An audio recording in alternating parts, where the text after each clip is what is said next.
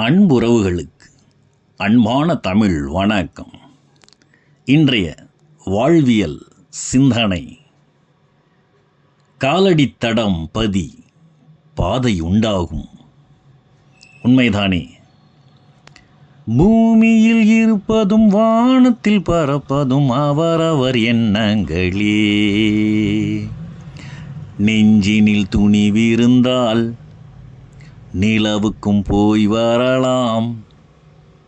ஆம், இந்த கவிதை வரிகளை அன்றே நம் தமிழ் கவிஞன் பாடிய பாட்டு இன்று உயிர் பெற்றுள்ளது எனின் மிகையாகாது. நம் எண்ணங்கள்தான் நம்மை உருவாக்குகின்றன. முதலில் உங்கள் வாழ்க்கைக்குரிய லட்சிய கனவுகளை எண்ணுங்கள். நம் வாழ்க்கை பாதை செல்லும் திசையை, ஒரு குறிக்கோளை, சரியான இலக்கை நிர்ணயம் செய்யுங்கள். எண்ணங்களை சற்றே தூண்டிவிடுங்கள். அவை உங்களை வழிநடத்திச் செல்லும். ஆம், உங்கள் கனவுகள் எல்லாம் நனவாவதை நீங்களே உணரலாம். சிந்தனை சிலிர்த்து, இன்னல்களை சகித்து, கடும் உழைப்பினை நல்கி, சமூகம் பயனுற செயலாற்றிய சாதனை மறவர்களுக்கு இந்த சமூகம் நன்றியுடன் என்றும் கடமைப்பட்டுள்ளது. உண்மைதானே?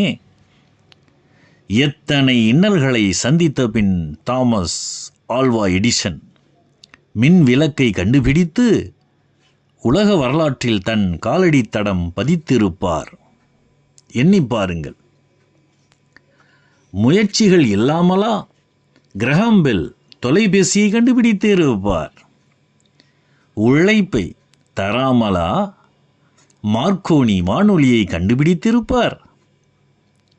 பறக்கும் சிந்தனை துளிர்விடாமல் இருந்திருந்தால் ரைட் சகோதரர்கள் விமானத்தை கண்டுபிடித்திருப்பார்களா? சாய்லோன் என்ற சீன அறிஞர் காகிதத்தை மட்டும் கண்டுபிடிக்காமல் இருந்திருந்தால் இன்று உலகம் காகிதத்தை பயன்படுத்தி இருக்குமா? இப்படி அடுக்கிக் கொண்டே போகலாம். அவர்கள் எல்லாம் உலக வரலாற்றில் தங்களின் காலடித்தடம் பதித்தவர்கள் அல்லவா? சாதனை படைக்க எண்ணுபவர்கள் ஜாதகம் பார்ப்பதில்லை. வெள்ளத்தனைய மலர் நீட்டம் என்பார் வள்ளுவப் பேராசான். ஒரு முயற்சி நிறுத்தப்படும் போது அது தோல்வியாகிவிடுகிறது. அதுவே தொடரும்போது வெற்றியாக மலர்கிறது.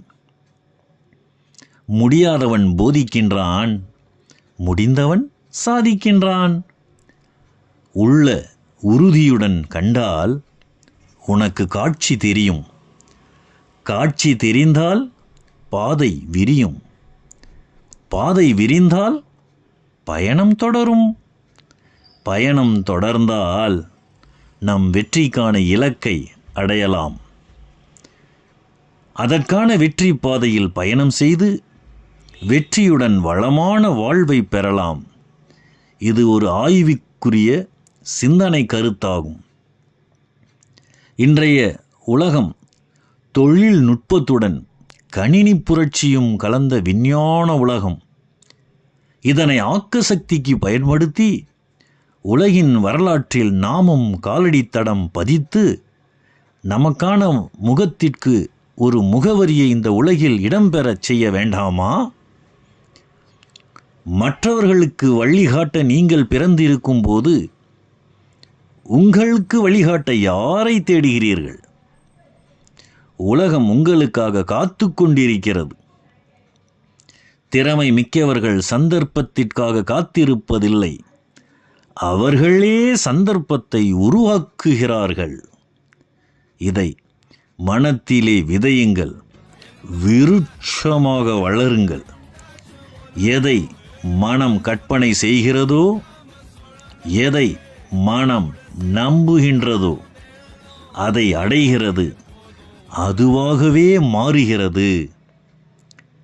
நிலவில் தன் காலடி தடம் பதித்தார் ஆம்ஸ்ட்ராங். இன்றைய மனிதன் அந்நிலவில் குடியேறி வாழ திட்டமிடுகின்றான்.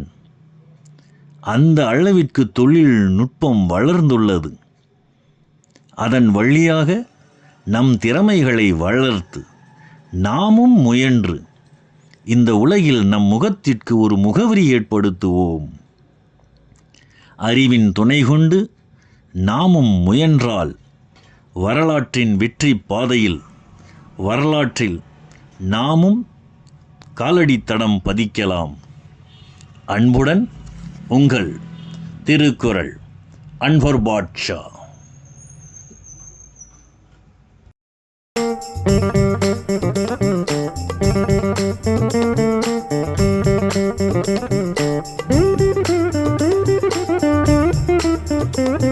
Thank you.